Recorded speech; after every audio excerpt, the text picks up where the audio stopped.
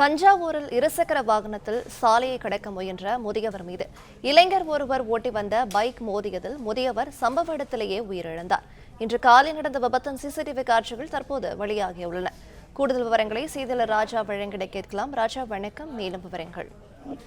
வணக்கம். அதாவது தஞ்சாவூர் சுண்ணாம்புக்கார தெரு அன்னை சத்யா நகரில் வசித்து வந்தவர் சேகர். இவருக்கு வயது 70. இவர் தள்ளு வண்டியில் கடலை வியாபாரம் செய்து வருகிறார்.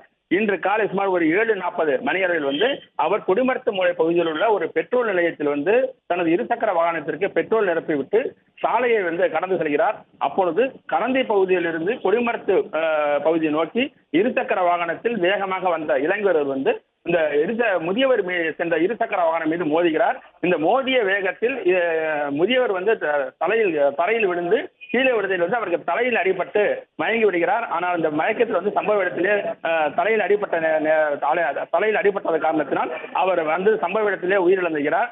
இந்த சம்பவம் இந்த விபத்தினுடைய காட்சிகள் அந்த பகுதியில் பொருத்தப்பட்டிருந்த கண்காணிப்பு கேமராவில் பதிவாகி தற்பொழுது வெளியாகி இருக்கிறது.